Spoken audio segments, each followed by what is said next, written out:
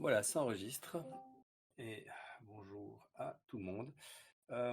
Voilà, l'objectif ici, sans prétention, c'est de partager un petit peu notre expérience de ce qui a été, de ce qui n'a pas été lors du dernier clone, au niveau de notre système de flag, mais aussi les mises en place d'outils de sécurité émotionnelle, que ce soit la Safe Room ou autre. Donc, ce qu'on avait envie de partager avec les membres de Bilarp et au-delà, s'il faut, il n'y a pas de souci, c'était vraiment de partager nos écueils comme nos succès pour que vous évitiez les premiers et vous puissiez bénéficier des seconds. C'est vraiment allez, un petit peu décousu parce que je ne vais pas faire un gros exposé quoi que ce soit et c'est tout à fait libre d'intervention, donc n'hésitez pas à poser des questions ou quoi que ce soit. J'ai un petit plan de discussion, mais j'ai vraiment aucun besoin de suivre quoi que ce soit. Donc voilà, si vous avez besoin de parler, vous m'arrêtez, on le fait tout simplement. Donc qu'est-ce que je vais commencer à expliquer? Je ne vais pas faire toute l'histoire non plus. Je vais reprendre un peu les éléments qui ont mené notre mise en place et notre modification de ce qu'on met au niveau de tout ce qui est sécurité émotionnelle lors du dernier clone. Il faut savoir que depuis Clone 2, on a mis une safe room, mais avant on avait déjà des règles de sécurité, on va dire. On a vraiment fait un focus sur la sécurité émotionnelle à partir de Clone 2. Clone 1, c'était essentiellement du safe word et autres. C'était vraiment très très léger. Et c'est un processus, on va dire, long. Ça a pris quand même 5 ans, et donc 5 activités pour mettre ça en place et arriver à quelque chose qui aujourd'hui est, on va dire, relativement correct. C'est-à-dire qu'on a des améliorations à apporter, j'en parlerai, mais elles sont très légères, quoi. Je veux dire, l'essentiel du boulot est fait. Pour nous, on est très satisfait de ce qu'on a on va dire, comme appareil de sécurité. Et voilà, c'est simplement pas, c'est pas du jour au lendemain qu'on a mis ça au point et que c'est vraiment très empirique. Ça, je reviendrai à la fin en termes de conclusion. Donc, au niveau des principes qu'on a, je ne vais pas expliquer tout le système de sécurité émotionnelle de Clone, ce n'est pas l'objectif ici. C'est un document qui est accessible. Si quelqu'un le veut, ben, je lui donnerai ou je lui enverrai à la fin ici. Je pense qu'il y a déjà des joueurs de Clone, donc je pense qu'ils sont au courant de ces principes-là. Mais donc, on a vraiment un document qui reprend tous les points. Au niveau de la sécurité, et il y en a deux dont je voudrais parler ici, parce que c'est les deux qui sont les plus, on va dire, pas pointus, mais les deux qui ont aujourd'hui le plus d'impact et qui ont nécessité le plus de refonte ou de retravail de notre côté, à savoir le système des flags et le système de la safe room. Au niveau des systèmes de flags, premier écueil qu'on a eu, c'était à la fin du dernier clone, donc pas de celui-ci, mais du précédent, où on s'est dit, bon là, il faut retravailler, il y a des choses qui vont pas, on n'est pas content de notre système global, on voit qu'il y a des gens qui viennent jouer, mais qui se font du mal alors qu'on veut essayer de les protéger, de se faire du mal, donc comment est-ce qu'on peut faire en sorte que les gens ne souffrent pas de notre jeu? C'était vraiment on va dire le point de départ. Derrière, on a voulu donc faire quelques communications que je dirais aujourd'hui un peu trop transparentes parce qu'on était dans du détail, on a expliqué certains points, on voulait annoncer la couleur et expliquer notre vision des choses dans la façon dont on allait le mettre en place. Et ça a créé un petit shitstorm qui nous a fait énormément de mal, qui a fait du mal à des joueurs aussi, donc on a dû leur expliquer quelle était notre intention. Mais en gros, qu'est-ce que ça nous a appris là? Ben, déjà le fait que c'est peut-être pas nécessaire d'aller dans tous les détails de comment est-ce qu'on fonctionne, parce que plus on met de détails, plus les gens vont creuser, plus certains ou certaines cherchent à trouver la faille. Heu, Ça c'est un peu dommage, c'est pas nécessairement de la bienveillance. Mais en tout cas, ce qui est certain, c'est que ça crée beaucoup de dégâts, sans doute à terme, plus auprès de l'organisation que chez les joueurs et les joueuses qui avaient mal compris certains messages qu'on avait dû, on va dire, recadrer. Donc après recadrage, tout était bien du côté de ceux qui avaient mal compris et qui s'étaient offusqués. Mais par contre, le vrai dégât, et qui reste encore aujourd'hui, je peux vous l'assurer, c'est au niveau de l'organisation parce qu'on s'est fait enflammer, ou en tout cas on s'est fait démolir d'intentions qui n'étaient pas les nôtres par des gens que l'on estimait être soit des amis, soit des joueurs bienveillants, soit des gens qui a priori n'était pas ingrat. Et donc on a eu tout ça dans la face. Donc non seulement tu dois gérer une shitstorm, tu dois réagir de façon responsable, mais en plus après, toi, tu te retrouves en tant qu'orga très blessé. C'est un truc auquel il faut faire attention parce que moi, je l'avais pas vu venir. Je m'estime être quelqu'un quand même qui peut prendre sur lui. Et ça m'a presque donné envie d'arrêter Clone.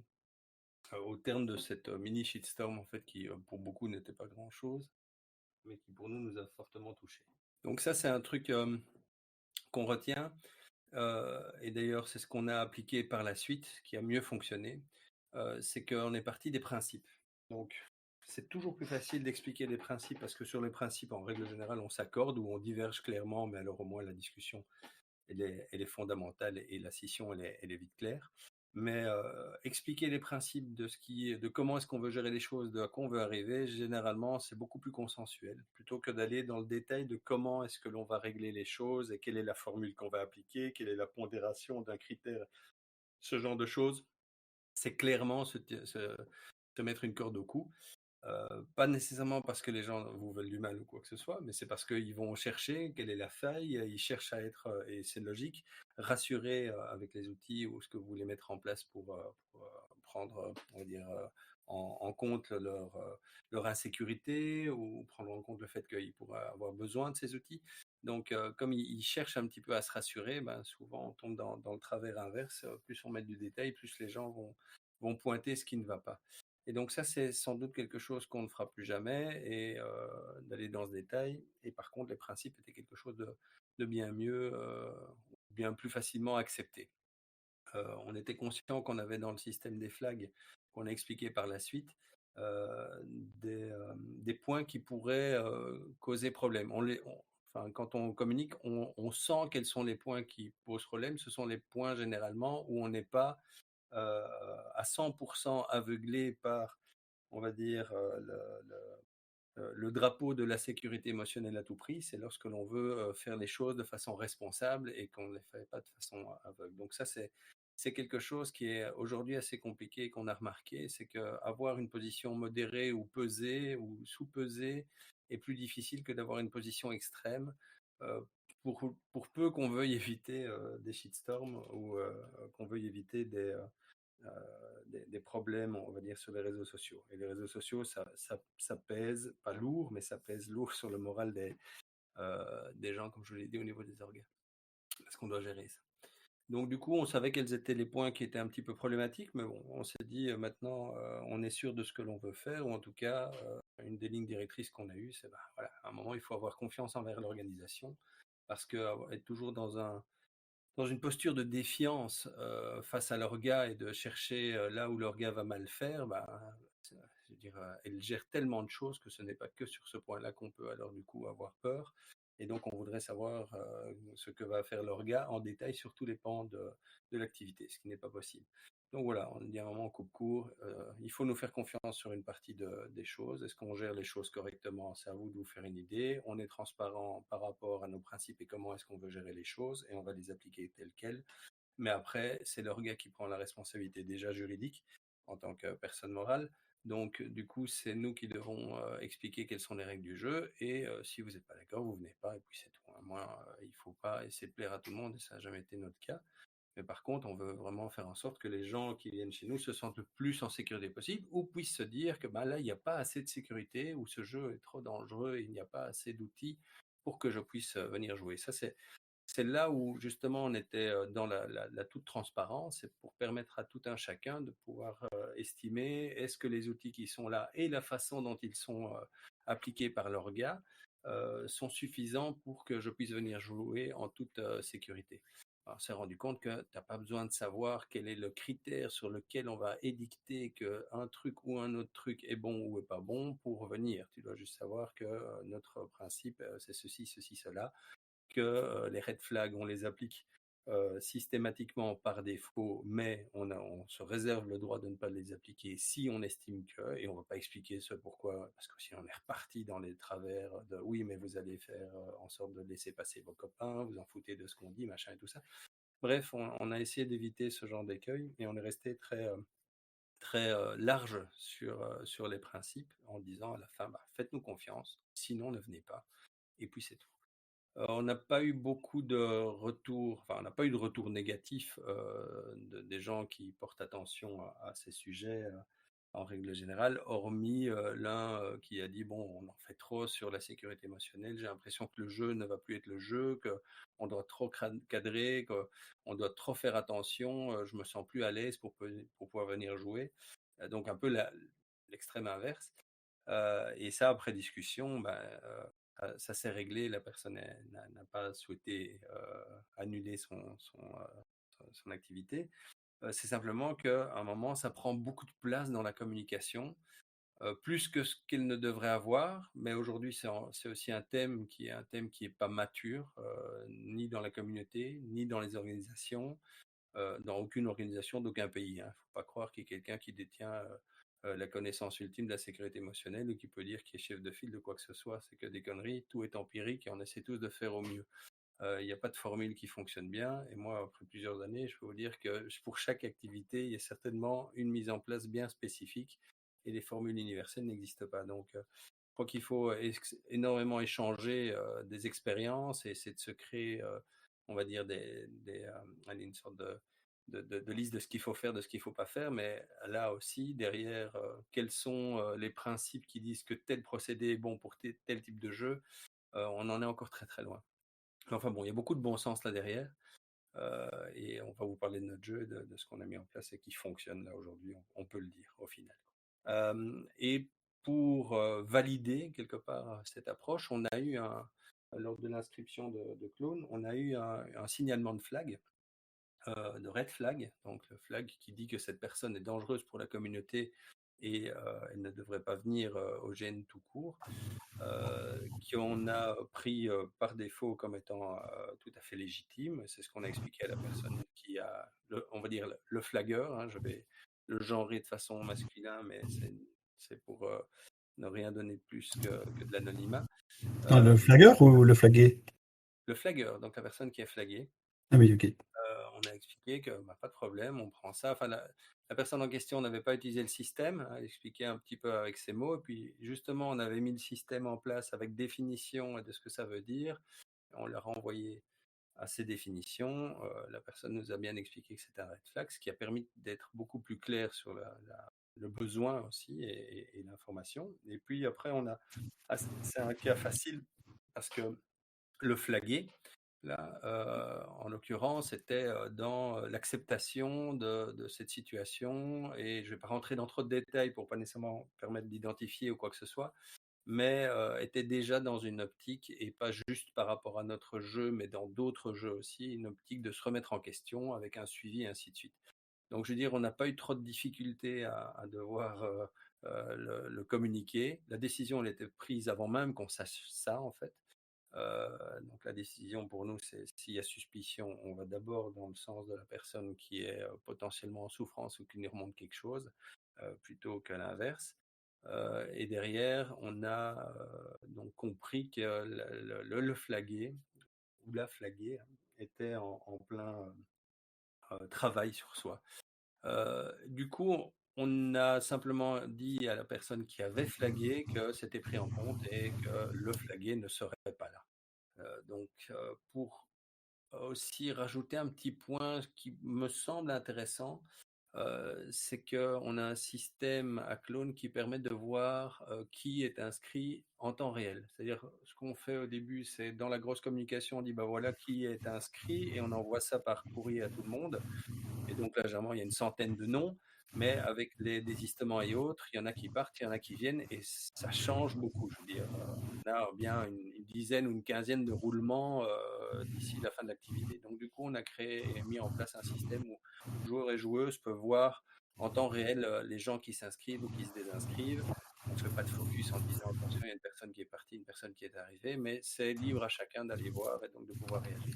Et ce qui a été intéressant de voir, c'est le remerciement, euh, le double remerciement, dans le sens où une fois que la personne avait disparu de la liste, hein, le flagué disparaissant de la liste, ça avait comme effet psychologique d'apaiser beaucoup plus la personne qui avait flagué et de voir que sa demande était concrète. C'était pas juste un mail où on l'envoyait, mais il y avait on va dire une publicité, hein, parce que la liste est publique pour les inscrits et les inscrites. il y avait une publicité de la décision, sans qu'on insiste non plus, hein. Il y a des gens qui disparaissent et on ne sait pas pourquoi ils disparaissent de la liste, hein. Il y en a un qui est parti ou une qui est partie parce qu'il était ou elle était flaguée, mais de l'autre côté, je veux dire, il y a plein de gens qui disparaissent parce qu'ils annulent leur participation pour plein de raisons, quoi. Donc, quelque part, on n'a pas de focus sur les gens qui quittent cette liste. On ne peut pas présager du pourquoi de leur départ. Donc ça, c'était intéressant de le montrer de façon publique sans nécessairement insister ou appuyer. Qu'est-ce que je peux dire aussi? Oui, je ne vais pas rentrer dans comment on fonctionne avec les sécurités émotionnelles, mais on le communique, on le surcommunique et on le communique un peu trop de l'avis des organisateurs, de clones même. Mais il faut savoir que malgré le fait qu'on envoie ça par mail, qu'ils le reçoivent dans leur aide de jeu, qu'on le dit au briefing et ainsi de suite, de jeu, hein, donc le briefing de jeu où les gens sont censés être là, eh ben, il y a des informations fondamentales comme l'endroit de la safe room et autres qui ne sont toujours pas connues. Donc on a rajouté encore des couches de communication où les joueurs et joueuses qui arrivent sur place reçoivent une enveloppe avec les trucs habituels, mais aussi la carte de où se trouve la safe room, qu'est-ce qu'il faut faire. Enfin, bref, un espèce de mini résumé qu'on leur donne en main propre et on est certain que là, ben, le message est passé, hein. On n'est jamais certain qu'il ne soit pas aux toilettes lors du briefing ou qu'il y ait un mail qui ne soit pas passé et autres, mais on a peut-être 5 ou 6 moments d'explication de nos systèmes de sécurité. Et donc, du coup, on a un effet pervers de ouais, mais les gars, vous communiquez que là-dessus. Alors, c'est vrai qu'on les met, c'est pas que une communication là-dessus, il y a souvent d'autres communications avec, mais c'est une communication qui revient souvent. Et donc, cette fois-ci, on a fait un gros effort là-dessus. On n'a pas eu de retour pendant les communications en disant bon, arrêtez de nous assaillir avec cette safe room qui se trouve là. Non, parce que je pense que c'est assez bien, on va dire, mêlé avec d'autres thèmes qui sont plus des thèmes du jeu et qui intéressent les joueurs et joueuses. Maintenant, j'en ai parmi nous ici, hein, donc ils pourront le confirmer ou pas, mais on n'a pas eu de retour en tout cas euh, euh, explicite sur le fait qu'on communiquait trop là-dessus. En fait, communiquer trop là-dessus, ça voudrait dire qu'on masque le reste. Je ne pense pas qu'on ait masqué le reste parce on communique vraiment beaucoup sur les parties du jeu aussi. Il y a beaucoup de parties liées au jeu de clones que les joueurs reçoivent. Et je crois qu'ils reçoivent plus de parties de jeu que de communication sur la sécurité émotionnelle aussi, hein, même si on communique beaucoup sur ça. Donc voilà, surcommuniquer, c'était plus au niveau de l'orga que ça posait problème, est-ce qu'on n'en fait pas trop et ainsi de suite. Et bon, à nouveau, la décision a été prise de communiquer davantage, même un peu trop pour être certain que le message passe, parce qu'il suffit d'une personne ou de deux et que malheureusement ce soit cette personne qui en ait besoin.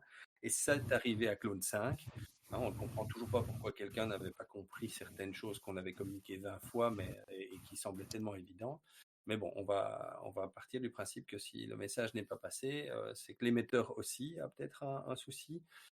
Mais ici, on voulait être certain que si quelqu'un n'avait pas compris le message, on pouvait nous regarder dans la glace et se dire non, là, on a vraiment fait tout ce qu'il fallait. À un moment, il faut que les gens au moins lisent le message, un des 10 messages qu'on leur envoie, sinon, pourquoi est-ce qu'ils pénalisent? Donc ça, c'était un petit peu l'optique, c'était de surcommuniquer pour ne plus être, pour qu'on ne puisse plus nous le reprocher de ne pas l'avoir bien communiqué, mais aussi pour pouvoir avoir une position d'organisation qui dit non, non, on a communiqué correctement, là, ici, et c'est le point important, la responsabilité du joueur ne peut pas être annulée. À aucun moment, le joueur peut être déresponsabilisé de sa propre prise en charge à lui émotionnelle. Et à trop faire ou à trop mettre, parfois, on se rend compte que des joueurs s'attendent à ce qu'on les prenne par la main jusqu'à ce qu'on doive détecter éventuellement quelque chose qui ne va pas bien s'il est caché dans les bois tout seul à minuit. Donc ça, c'est des choses qu'on ne peut pas faire et qu'on doit communiquer aussi. Il faut bien faire comprendre aux joueurs qu'ils ont une part de responsabilité importante sur leur propre gestion de sécurité. Et ça, c'est quelque chose qui n'est pas tellement évident. Ça semble évident quand on le dit, mais c'est pas tellement évident dans le chef de tous les joueurs, de toutes les joueuses. Et il suffit à nouveau de un ou deux pour qu'il y ait un petit problème. Donc là, c'est aussi une chose qu'on a communiqué dans notre communication au niveau des flags. On dit, voilà, vous devez avoir confiance envers nous, mais vous êtes responsable de votre partie également. Vous ne pouvez pas vous abstraire de ça. Par rapport aux flags qu'on a gérés, petit point, on s'est posé la question mais très rapidement, doit-on communiquer vers la personne qui flague le fait que le flagué se prenne en charge, soit dans une démarche positive, soit en train allez, de se repositionner, de se questionner, ainsi de suite. Je pense qu'on ne l'a pas fait. Et je pense que ce n'est pas nécessairement le rôle de l'organisation de le faire. Pourquoi Qu'est-ce qui pourrait faire en sorte que on ait envie de le faire? Parce que si la personne effectivement se prend en charge, on va dire, et arrive à gérer ça et que les personnes meurtries ou qui se sentent en danger ne le se sentent plus, ça peut permettre à personne flaguée de revenir au jeu. Nous, on n'a pas de problème à ce qu'elle se réinscrive. Si elle n'est pas flaguée, ben, elle pourra venir jouer. Flagué n'est pas flagué ad vitam aeternam, c'est par rapport aux gens a priori qui sont là ou qui le flaguent. Mais comme il est signalé comme étant un danger, il faut qu'on soit persuadé, nous personnellement, qu'il se soit pris en charge et ainsi de suite. Donc, c'est pas à l'orga de faire cet arbitrage-là, c'est pas à l'orga de dire à la personne qui flague, tiens, tu sais, il se prend en charge, ça serait peut-être bien que la fois prochaine tu ne le flagues plus, hein, ça pourrait être pris comme tel et c'est pas du tout le rôle de l'orga de le faire. Il faut surtout aider la personne qui est on va dire, en stress et ça s'arrête à ça. Donc c'est pour ça qu'on n'a pas voulu communiquer en disant tiens tu sais il est flagué mais il se prend en charge, c'est plutôt positif. Non, c'est pas notre rôle. Nous on est juste attentif à comment les choses avancent et de toute façon si la fois prochaine il est reflagué ou elle est reflaguée, pas de problème, il ou elle ne revient pas, il y a aucun souci par rapport à ça à notre niveau, mais on se pose la question de comment les choses peuvent-elles évoluer. En fait, une situation, c'est pas mal, mais à nouveau, comment cette situation évolue-t-elle dans le temps et quel est le rôle de l'orga par rapport à ça. Je pense que l'orga n'a pas de rôle et il doit juste rester au niveau de l'organisation de son événement. Mais c'est des choses qui, aujourd'hui, c'est des questions qui arrivent alors qu'on n'imaginait pas que ces questions puissent se poser. C'est juste pour vous dire que voilà, ce genre-là que vous aurez aussi dans le suivi des flags. Bon, ici, on a une campagne, hein, Claude, mais je peux même imaginer que des jeux, même si c'est des one-shot, il y a des gens qui se réinscrivent et ça fait revenir le même type de participants. Donc la question se pose aussi. Voilà pour le point des flags. Et au final, ben, ça s'est très bien passé. On a eu beaucoup moins d'orange flag ou de yellow flag cette fois-ci que la fois précédente, à Clone 5. On l'avait déjà eu, mais on avait expliqué qu'on utilisait le système de flag, mais on ne les avait pas explicités clairement dans nos règles. Et donc, c'est très bien d'avoir des documents que Billard met à disposition, par exemple, qui expliquent certains concepts. Mais je crois que c'est encore plus important de dire comment est-ce qu'on les adapte et comment est-ce qu'on les applique à notre jeu. C'est ce qu'on a fait entre Clone 5 et Clone 6. Mais on avait eu plein de orange flag à Clone. Allez, non, des yellow flag, pardon. On a eu les deux. Des yellow flag et des orange flag à Clone 5. Et on a dû les gérer et ça s'est bien passé. A priori, qui n'avaient pas bien compris le principe des flags. Mais bon, ça, c'est pas le point ici. C'est pour ça qu'on a dû expliciter comment est-ce que ce qu'est un flag, comment est-ce qu'on le gère à Clone, avec des mots très clairs, un petit paragraphe, comme ça les gens savent à quoi s'attendre. C'est comme ce sont des concepts qui ne sont pas encore nécessairement répandus, il y a parfois des fausses croyances autour de ça ou de l'à peu près, et on ne peut pas se permettre de faire de l'à peu près lorsque on parle de la sécurité des gens. Donc ça, c'est un point qu'on a eu à Clone 5 et qu'on n'a plus eu à Clone 6 grâce à ça. Donc c'est expliciter ou clarifier comment on utilise ce concept dans le cadre du jeu. Donc l'autre point, c'est la safe room. On a depuis Clone 2, je crois, on a mis en place une safe room. Elle n'a pas arrêté d'évoluer à chaque fois. Au début, c'était un débarras avec du café et un self-service. C'était l'endroit où les gens pouvaient se cacher du timing, hein, si on veut, ils pouvaient se mettre en time-out. Et jusqu'à aujourd'hui, en fait, où on a une situation qui est plus intéressante, même si on est un peu contraint par le lieu en lui-même. On ne peut pas faire ce que l'on veut ou ce que l'on voudrait, mais c'est un bon compromis. Aujourd'hui, comment elle fonctionne et quelles sont les choses à garder, à améliorer, et les questions qu'on peut encore se poser. Aujourd'hui, on a 2 personnes à temps plein sur 4 jours qui se relaient dans une salle qui se trouve en plein centre du lieu de jeu, donc très, très accessible pour les personnes qui veulent y aller. Et ça, c'était plutôt... il y a du bon et du moins bon, ils sont proches dans le jeu et ils sont à l'intérieur, mais donc du coup, ils ont moins l'impression physiquement d'être en dehors du jeu, alors que s'ils avaient une petite cabane au fond des bois, ça serait plus facile. Mais par contre, l'accessibilité est en 3 minutes ou en 2 minutes de n'importe quel endroit du jeu. Je peux facilement arriver, même pas en 30 secondes, dans cette safe room. Donc pour nous, l'accessibilité ici prime sur le fait de pouvoir se sentir décentré physiquement du jeu. Surtout qu'à l'intérieur, ben voilà, il y a vraiment 2 personnes dédiées qui ne font que ça. Ils jouent pas, ils ne sont pas orgas. Ils viennent avec une pléthore de jeux de société ou quoi que ce soit, et plein de trucs pour pouvoir penser à d'autres choses. Euh, et, et, euh, et donc, on a eu un débriefing avec eux, ça s'est très bien passé de leur point de vue. Je vais vous parler un petit peu des interventions qu'ils ont eues. Je ne peux pas rentrer dans trop de détails parce que tout reste très confidentiel, évidemment. Mais en gros, la chose étonnante qu'on a eue, c'est que la mise en place de la safe room initialement pour nous, c'était essentiellement pour des gens qui voulaient souffler, sortir un petit peu du jeu, parce qu'on a un jeu non-stop à clone, 24 heures sur 24. Même quand on dort, on est en jeu. Et l'autre point qui nous paraissait important, c'est pour les gens qui étaient meurtris par des scènes de jeu et qui avaient à un moment un trop-plein d'émotions négatives ou autres et qui devaient absolument sortir du jeu parce qu'ils craquaient. Hein, ce qui est lequel qu'on veut évidemment le plus éviter. Et pour nous, ça, c'était l'essentiel des cas qui allaient, on va dire, justifier la mise en place de la safe room. Et en fait, ces cas-là, ils représentent un quart, même pas 20% des cas qu'on a eu. Donc, je vais pas aller en pourcent. Là, non, on a eu 8 cas en gros sur les 4 jours pour 100 personnes. Donc, ça, pour donner une idée, c'est un cas par 50 personnes par jour, quoi.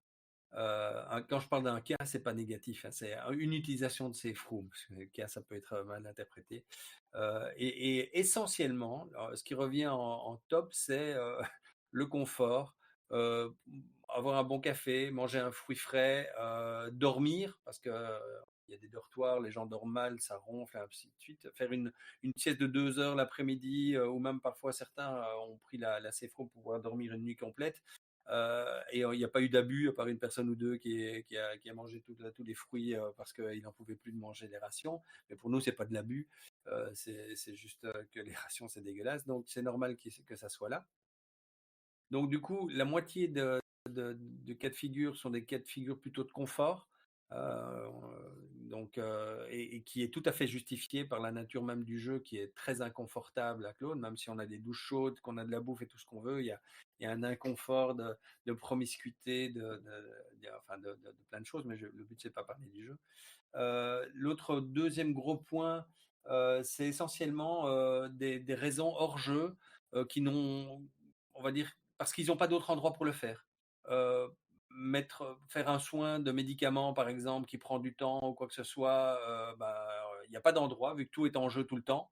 Donc, ils vont dans un safe room pour le faire. Ou passer un coup de téléphone professionnel. Il y en a un qui avait une conf call de travail et qui a dû travailler un moment, et ainsi de suite. Donc, on a un peu tout cas de figure de ce genre-là, mais c'est pas des cas de figure qui sont liés à de l'émotion trop forte ou autre. C'est juste des cas de pratique, on va dire. Ils ont besoin d'un endroit où ils peuvent être hors jeu. Et à Clone, il n'y a pas d'endroit hors jeu à part cette safe room. Ça fait partie de notre proposition. Et donc derrière, 15 et 5%, c'est souffler, 15%, c'est souffler, discuter hors jeu, sortir de la chape de plomb de l'ambiance, ainsi de suite, faire juste une pause parce que je commence à faire des blagues hors jeu et j'ai pas envie, je commence à déconner un petit peu ou à rigoler bêtement et j'arrive plus à rester dans mon personnage. Ça, c'est deux cas peut-être à tout casser. Et on a eu une personne qui a été très touchée par du jeu, pas nécessairement par les thèmes qu'on apportait, parce que les thèmes, on les voit venir, on les sent venir, mais parce que il y a une résonance avec des choses personnelles. Et cette personne l'a expliqué publiquement après sur le groupe Clone, mais bon, le groupe Clone étant réservé aux joueurs, ou en tout cas il faut rentrer dans le groupe, je ne vais pas trop en parler ici. En tout cas, c'était pas très caché. Beaucoup de frustrations liées au jeu aussi et qui rappelaient malheureusement certaines situations de jeu, certaines situations pardon, réelles de la personne. Et donc des frustrations en jeu qui rejaillissent sur la personne, ça a été assez difficile. Et là, il y a eu parmi les choses à améliorer, on s'est dit, ben là, c'est dommage parce que les safer, comme on les appelle, s'interdisaient de venir nous remonter des points liés au jeu ou quoi que ce soit, ou ils nous remontaient que des choses qui étaient très importantes. Et en fait, ils nous ont quasiment rien remonté du tout durant le jeu. Il n'y a rien où on a dû intervenir, mais pourtant, on leur a dit, ben, la prochaine fois, s'il s'agit de frustrations de jeu ou de problèmes de jeu qui ont un tel impact sur une personne et qu'elle est en souffrance, il faut venir nous voir parce qu'on peut intervenir. Et honnêtement, pour donner le petit coup de pouce au joueur ou à la joueuse de pouvoir trouver le machin qu'il ne trouve pas, hein, c'est pas cet exemple-là, mais pour que la personne se sente moins, on va dire, euh, touchée ou allez, on va dire en détresse, c'est qu'un jeu, quoi. C'est ça que je veux dire. Ça ne vaut pas le fait que quelqu'un se meurtrisse pour ça. Donc l'exemple ici est fictif, hein, mais je veux dire le fait que l'orga puisse intervenir sur des raisons de jeu parce que quelqu'un est en douleur réelle, c'est quelque chose qu'on peut envisager. En tout cas, on leur a dit, venez nous parler. Évidemment qu'on ne va pas changer tout le jeu parce que quelqu'un veut devenir le chef de tout le monde ou que tout le monde soit mort et veut être la seule personne survivante. On ne va pas tuer tout le monde parce que la personne est en souffrance de ne pas pouvoir tuer tout le monde. Mais je veux dire, s'il y a moyen d'intervenir pour pouvoir réaiguiller, on l'a déjà fait dans d'autres cas, pas pendant le jeu, mais souvent entre les jeux, des feedbacks de joueurs et de joueuses qu'on avait reçus qui disaient ah, je trouve pas, je m'amuse pas, je comprends pas, et ainsi de suite.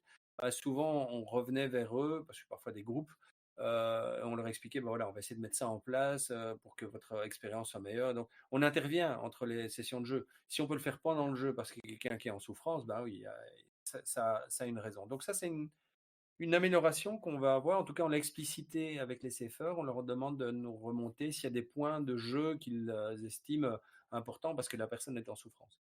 Alors la personne qui dit ouais, j'arrive pas à trouver ce machin, ça fait 2 jours, ça m'emmerde.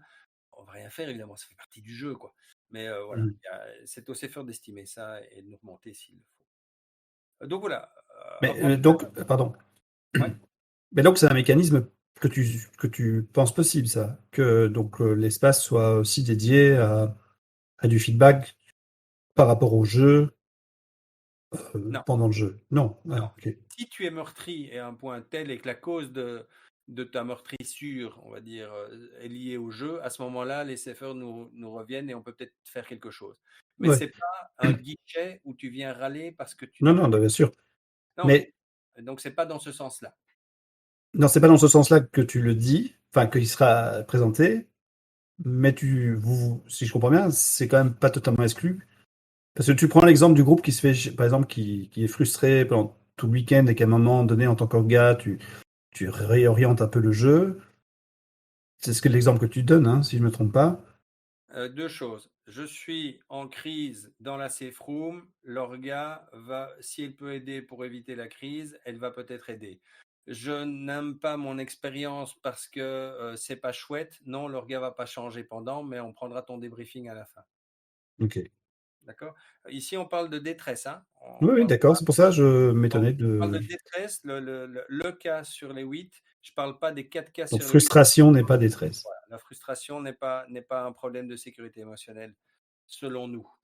Mhm. Maintenant, quand c'est une grosse frustration qui te met en crise de pleurs et d'angoisse où tu n'arrives pas à respirer, je pense que les CFR sont capables de pouvoir un petit peu aller faire la part des choses. Quoi. Non, c'est pas un guichet en fait, parce que sinon là, ils vont faire que ça. Non, bien sûr. Tout à fait. Mais on n'intervient pas sur des groupes qui n'arrivent pas à faire leur truc. La frustration de jeu fait partie de l'expérience qu'on propose. Donc, c'est pour nous, et on ne s'en cache pas, et on le dit, vous allez être frustré. Par contre, quand c'est des problèmes liés à des principes de jeu ou techniques ou autres, bah, oui, peut-être qu'on pourrait intervenir, mais on ne l'a jamais fait parce que les problèmes techniques, à nouveau, c'est les problèmes qu'on peut prendre en jeu. Tout ce qu'on peut prendre en jeu, de la frustration qu'on peut prendre en jeu, pour nous, n'est pas à traiter. Donc, c'est généralement des choses plus profondes qui posent problème sur des, allez, on va dire je ne vais pas rentrer dans le détail, peu importe. Donc, pendant le jeu, c'est que des crises ou que des problèmes vraiment graves et on leur demande de nous le remonter. Si maintenant on se rend compte que des gens viennent là pour essayer de faire en sorte de bouger les choses, ça va, a priori, ça risque de mal se passer pour les gens qui le font parce que c'est pas le but non plus d'accaparer les CFR. Alors j'imagine bien que les gens vont pas simuler des crises, donc là on prendra ça en sérieux. Mais des gens qui viennent juste dire ouais, tu pourrais pas aller dire à leur gars que j'arrive pas à faire ça. Je veux dire, c'est pas le but et personne n'a la décence de faire ce genre de choses-là a priori. Donc non, je pense pas que ça soit du tout ça le discours ici. Je parlais vraiment des gens en souffrance en fait. La souffrance ludique, tant qu'elle ne percole pas vraiment sur la souffrance time-out et que la personne doit sortir de jeu et est en crise ou est en vraie détresse, c'est pas quelque chose qu'on doit nécessairement traiter. Mais bon, n'importe quelle souffrance est à traiter. Hein. Si on peut faire quelque chose en tant qu'orga, ben, on est obligé de le faire quelque part. On a les gens, les safers qui sont là pour le gérer. Si à un moment l'orga peut éventuellement faire quelque chose au niveau du jeu pour traiter ou pour aider, on le fera. Mais à nouveau, on ne fera pas tout et n'importe quoi et c'est pas nécessairement la première solution. La première solution sera peut-être de garder la personne en dehors du jeu le temps que ça aille mieux. Hein. C'est aussi à voir. Quoi. À nouveau, c'est à voir au cas par cas, mais on s'est dit que c'était intéressant qu'on ait au moins l'information si on peut intervenir. Et en fait, de facto, ce cas-là est un bon cas parce qu'ils ne sont pas venus nous le dire, mais euh, en jeu, on a eu l'information qu'il y avait des trucs qui n'allaient pas, mais on ne savait pas qu'il y avait nécessairement une crise là derrière, mais qu'il y avait des trucs qui n'allaient pas, et les choses ont été débloquées en jeu par les personnages qui pouvaient le débloquer, au niveau de leur gars aussi, de remettre un peu l'église au niveau du village, au milieu du village, pardon, c'est souvent ça qu'on fait, sans nécessairement de se dire qu'on était en train de régler une crise ou qu'il y avait un vrai problème là derrière. C'est juste qu'on a eu des plaintes en jeu, tout à fait légitimes en jeu, qui ont été gérées en jeu et qui étaient liées à ça en jeu. Donc voilà, on l'a réglé d'une certaine façon sans même le savoir, mais le mal était déjà fait quelque part à partir du moment où on en a entendu parler. Donc ça, c'est pour dire que bah, les choses on peut intervenir quand même. Je pense que l'orga, si elle peut faire quelque chose, bah, ne doit pas se mettre un mur quoi, entre les deux. Ce que je voulais juste dire, c'était que par rapport à notre intention initiale, bah, on voit que c'est d'autres causes qui font que la safe room est utilisée et qu'elles sont toutes aussi légitimes, que ce soit le confort, passer un coup de téléphone ou gérer une piqûre de je ne sais quoi. C'est toutes des choses qui ont énormément de sens et c'est surtout pour ça que c'est utilisé. Et notre grande crainte, ou en tout cas le fait qu'il y ait de vraies crises, bah, c'est extrêmement rare. Clone, c'est quand même un jeu qui est assez dur, pas nécessairement dans le fait qu'on voit du sang à tous les niveaux ou que il y ait des thèmes, on va dire, de meurtre et pire qui soient abordés. C'est plus une chape de plomb, on va dire, très humaine et donc plus vicieuse. Donc on pense qu'on n'est quand même pas un jeu hyper facile non plus, pour plein de raisons autres que les thèmes abordés aussi, le fait qu'on soit en jeu non-stop, que tout le monde veut rester en jeu tout le temps, donc on a cette espèce de pression sociale, on va dire pas malveillante, hein, mais simplement comme tout le monde reste en jeu, ben, on n'ose pas sortir du jeu, donc on est un petit peu stressé. Voilà, il y a plein de raisons pour lesquelles on pourrait être meurtri. On a au final eu assez peu de ces cas-là, donc à voir le prochain, parce que je ne sais pas s'il y a des facteurs, si c'est le fait qu'on ait mis plus de choses en place qui rassurent plus les gens aussi, et donc du coup ils ont moins besoin de la safe room. Les thèmes cette fois-ci n'étaient pas nécessairement plus légers que les précédents, donc c'est pas nécessairement ce qu'on aborde à l'activité qui change ce comportement. Voilà. Et on n'a pas non plus vu pardon, des moments spécifiques dans le jeu ou des événements dans le jeu qui génèrent davantage des passages en safe room ou des besoins de souffler. On n'a pas remarqué ça non plus. Donc on n'a pas d'infos à vous donner à ce niveau-là. Ce qu'on garde à tout prix, hein, donc c'est les 2 personnes à 100% dédiées avec un roulement, au moins 2 personnes, hein, parce que si on en a parlé, si on fait plus de 4 jours, alors il vaut mieux un roulement de 2 équipes parce que c'est long et c'est émotionnellement lourd pour les gens, les safers de gérer une safe room. Donc là, ils ont dit 4 jours, c'est bon, il faut pas plus quoi. Ils auraient pas pu faire un 5e jour quoi. Donc ça, c'est clair qu'il y a aussi une usure des safers dont il faut prendre conscience. Qu'est-ce qu'on avait aussi? Oui, on montre les safers en début de jeu, on explique bien qu'ils sont hors jeu, tout le monde a bien vu leur tête. Et malgré ça, les CFR ont un peu difficile dans un jeu où on est non-stop tout le temps en jeu, de passer la porte pour aller manger, pour aller à la toilette et ainsi de suite. Ils ont l'impression de déranger. Donc ça, c'est propre à Claude, mais il faut essayer aussi de les mettre dans des contextes. Même si on en avait parlé précédemment, on leur avait dit voilà comment il faut le faire. On a dû recalibrer ça avec eux parce qu'ils avaient l'impression un peu de casser le jeu. Euh, la safe room centrale est facile d'accès, ça on la garde aussi pour l'immédiateté. Et alors un autre point dont ils nous ont parlé qui était utile et très intéressant, c'est qu'ils se sont calibrés avant le jeu, c'est-à-dire quelles sont tes attentes en tant que safer. Si tu viens là en espérant de sauver les gens, d'intervenir dans leurs problèmes, c'est mal parti, nous disent-ils, et effectivement de leur expérience. C'est énormément d'écoute et surtout ne pas juger ni pas de parti pris. Et ça, c'est très compliqué apparemment parce qu'à plein de moments, bah oui, on est tenté d'intervenir et ainsi de suite. Donc c'est comme ça qu'eux le gèrent. Et a priori, ça a bien fonctionné. Donc c'est quelque chose qu'ils vont continuer à faire, eux ou d'autres, avec eux les prochaines fois. Mais en tout cas, nous, on était très contents de la façon dont ça se fait. Et là aussi, je trouve que la Fédé pourrait avoir un rôle soit de formation, soit d'encadrement, soit d'échange entre les différents CFR.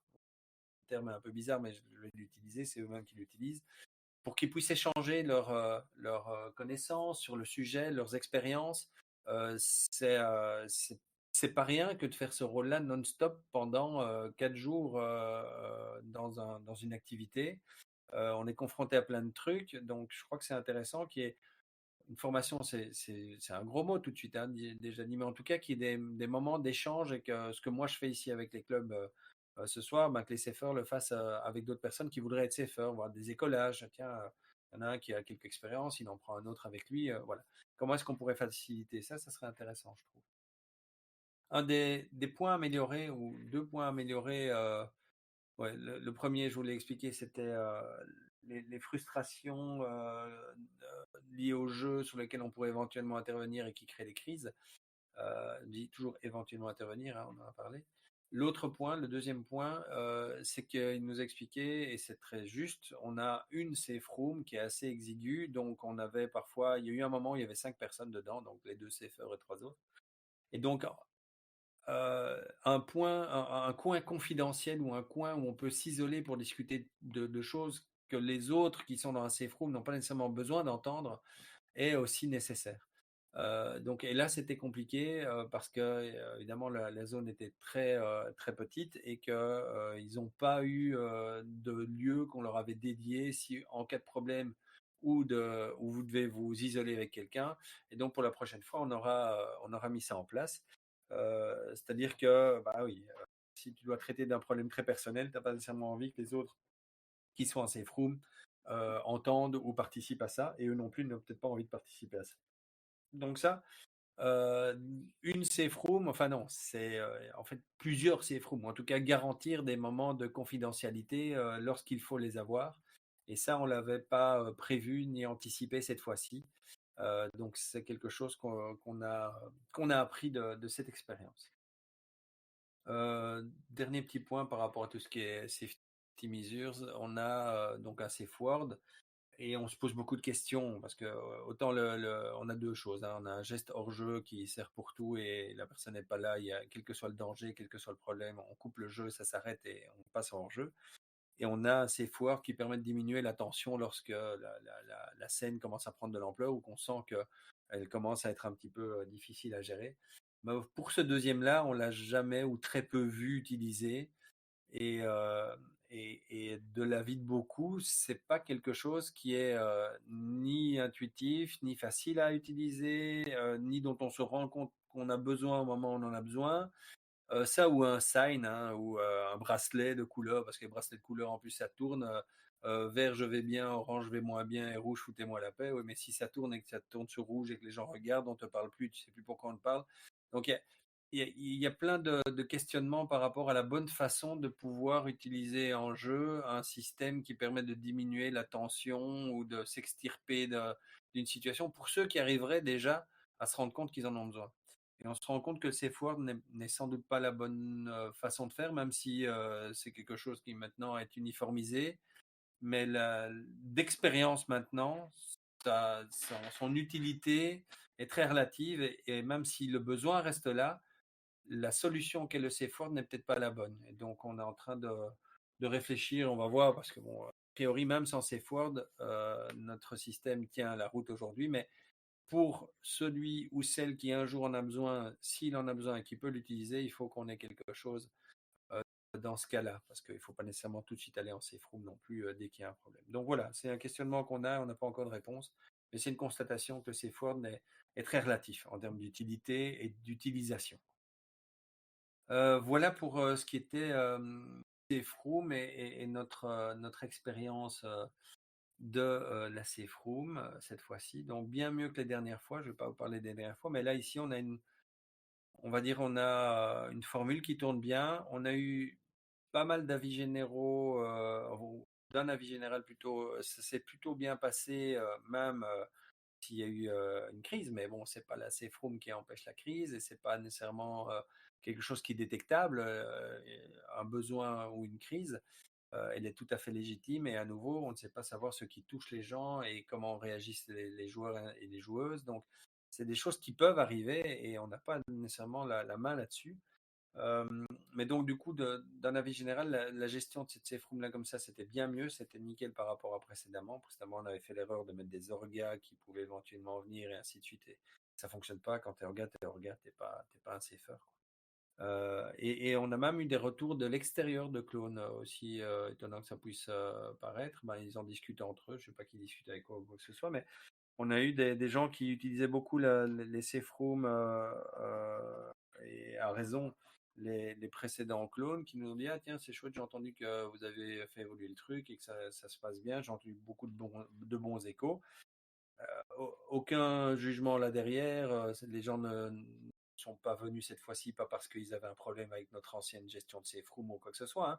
C'est pas du tout de cet acabit-là. C'est juste pour dire que ça peut rejaillir aussi sur des gens qui ne sont pas à l'activité et donc faire comprendre qu'une formule qui fonctionne bien peut s'exporter. C'était un petit peu d'ailleurs l'objectif de ceci. Prenez ce qu'il y a de bien, de ce que vous pensez de bien et faites-en ce que vous voulez.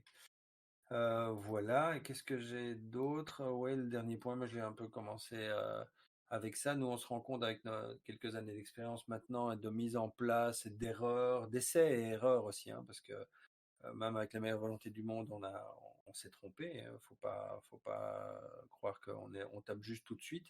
Mais on pense que la posture qui est de s'améliorer à chaque fois, de se remettre en question et pas de se positionner comme expert de quelque chose qui est éminemment empirique et sur lequel personne ne connaît grand-chose au final, c'est la meilleure position à avoir parce que c'est ce qui permet au moins d'évoluer. Et je trouve que voilà, on s'est remis en question pendant 5 GN pour arriver à une solution qui aujourd'hui est satisfaisante chez nous. Je vous ai parlé du safe word, mais c'est plus un questionnement qu'un problème aujourd'hui. Donc voilà, ça a pris quand même 5 ans pour avoir un truc, pour une activité qui est toujours la même. En termes de structure ou de game design. Et on n'est pas on va dire, les plus inexpérimentés dans le GN. Donc, on se dit que croire qu'on tape juste du premier coup, c'est sans doute un coup de chance si on y arrive, parce que c'est pas évident du tout et qu'à chaque activité, il y a vraiment on va dire un dispositif différent. Et quand je dis dispositif, c'est large. Hein. C'est la safe room, c'est les safe words, c'est des ateliers préparatoires, c'est la calibration, c'est tout ce qu'on veut. Il y a un panel de trucs à mettre en place pour éviter que pendant le jeu, des gens soient meurtris, mais que le jeu en pâtisse, hein, parce que pas se leurrer, on veut d'abord s'amuser, enfin on veut d'abord que les gens n'aient pas mal ou se fassent pas de mal ou quoi que ce soit, et puis après on veut s'amuser évidemment. Et donc les deux sont intimement liés, c'est pas des efforts qui sont vains en fait. Pour moi ce sont des efforts qui permettent à tout le monde de plus s'amuser et on est là pour ça d'abord, et on n'est pas là pour se poser des questions de est-ce que je vais être meurtri à toutes les 10 minutes pendant le jeu. Et derrière, on a aussi bien les gens qui en ont besoin parce que ils se sentent rassurés qu'il y ait ces mesures et ça leur permet de eux jouer en se disant qu'ils ont un échappatoire si à un moment il y a un trop plein. Et comme ça, on va dire, on prend en compte tous les besoins de ces personnes-là. On a d'autres types de personnes qui, elles, ont besoin de savoir que ces systèmes sont mis en place pour pouvoir se lâcher, parce qu'ils n'osent pas aller à fond, de peur de faire du mal à d'autres, parce qu'ils se disent, si j'y vais trop fort en engueulant les gens et que j'y vais sans filtre, quelle garantie j'ai, à part ma vision des choses qui peut être tronquée, que l'autre a un échappatoire possible Donc, je crois que c'est important dans tous les cas de figure de pouvoir mettre des systèmes en place pour que la totalité des types de joueurs et joueuses que vous avez puissent se sentir à l'aise et puissent vraiment profiter du jeu au maximum. Voilà ce que j'avais à dire. Est-ce que vous avez des questions? Parce que j'ai terminé. Sur les safe rooms, selon toi, maintenant, un dispositif comme celui-là est totalement nécessaire à l'organisation de votre jeu, ou, ou pas? Oui, oui. Et je serais tenté de dire tous les jeux et si je devais revenir dans le passé, même avec la culture du passé que les joueurs avaient de différents d'aujourd'hui, tout jeu qui se veut extrêmement timing je ne vais pas dire merci, très timing et 24/7, Donc, tu as failli. non, je ne l'ai pas dit. Pour moi, se doit d'avoir un échappatoire. Ou sinon, en fait, c'est comme mettre les gens dans un tuyau et de les compresser dedans sans leur donner aucune possibilité de pouvoir faire péter. Enfin, ils vont péter une durite. Et donc, pour moi, c'est important de donner un échappatoire à ceux qui veulent absolument rester dans le jeu un maximum parce qu'on l'a tous vécu, enfin je dis je présume peut-être, mais pour avoir fait beaucoup de jeux de ce type-là et pouvoir jouer comme ça, il y a toujours des moments où c'est plus difficile. C'est pas plus difficile parce que tu te sens fragilisé ou quoi, mais tu commences à rire un peu bêtement ou tu as envie de faire des blagues, tu essaies de garder les blagues le plus en jeu possible, mais c'est quand même des blagues, hein, tu le sens bien. Et donc on a tous eu ces moments-là où quelque part tu t'en sors bien comme ça parce que tu relâches la pression sans qu'elle se voit trop. D'autres font de grandes promenades, courent tout nus dans les bois ou peu importe. Mais si tu peux donner un échappatoire pour certaines personnes à sortir de jeu et dire je m'assieds pendant 15 minutes, 20 minutes et je sors un peu du rôle là parce que j'en peux plus, on me chie dans les bottes ou j'en peux plus de cette pression, je crois que c'est important de formaliser ce petit moment qui est auparavant était absolument pas formalisé, c'était un petit peu démerde-toi et fais en sorte que personne ne te voit quoi. Va mourir tout seul dans ton coin et n'emmerde personne quoi. C'était un petit peu Oui, ça. donc, ok, donc un moment formalisé, mais avec par exemple, vous n'auriez pas de safer. Est-ce que tu reviendrais à une version moins sophistiquée de la room? Ou est-ce que tu reviendrais à questionner même la pertinence d'organiser le jeu? Alors, sans doute que aujourd'hui, si je ne pouvais pas avoir de des safe rooms, on ne pourrait pas organiser le jeu tel qu'on l'organise ici. Il faudrait faire un petit peu plus attention à certains thèmes ou à plus d'encadrement ou plus de confort.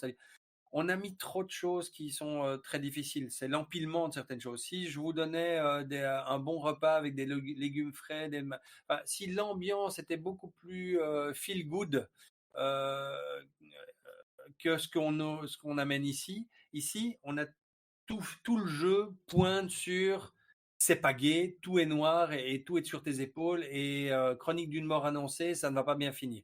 Tout est fait pour ça, Clone. Donc fatalement, ce jeu n'a besoin de ça. Et on ne peut pas faire ce jeu sans avoir ce type de procédé.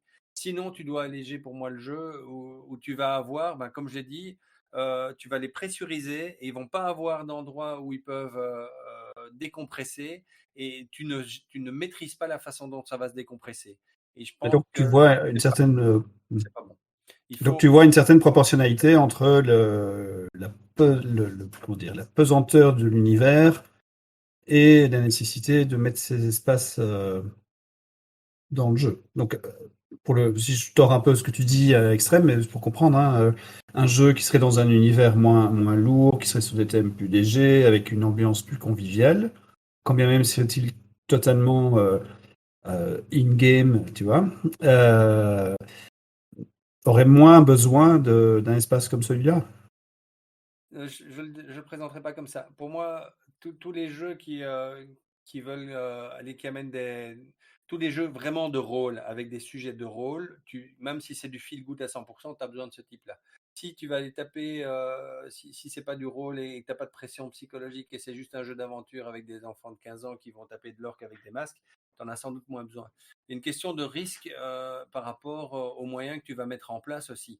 Je crois que l'organisation doit se poser la question de savoir est-ce que avoir un endroit hors jeu sans safer est suffisant parce qu'on a un jeu super feel good où a priori tout le monde est peinard et on va faire un grand banquet ce soir et on est tous des amis. C'est peut-être suffisant, j'imagine. J'ai pas assez d'expérience dans ce type-là. Moi, je peux juste vous dire que par rapport aux jeux qui sont lourds avec les chapes, et il y a pas mal de jeux qui sont des jeux hardcore ou durs ou quoi que ce soit, ce sont des jeux qui ont besoin absolument de ce type de procédé. Je ne peux pas te dire à partir de quel moment tu n'en as plus besoin. Je serais tenté de dire qu'il faut toujours se poser la question et que je ne vois que très peu de cas où tu n'as pas besoin de procédé, où tu peux sortir du jeu, en fait.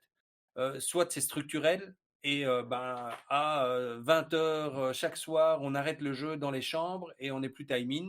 On est tous time-out et on discute et on s'amuse entre nous. C'est aussi un autre procédé, tu vois, qui permet de relâcher la pression.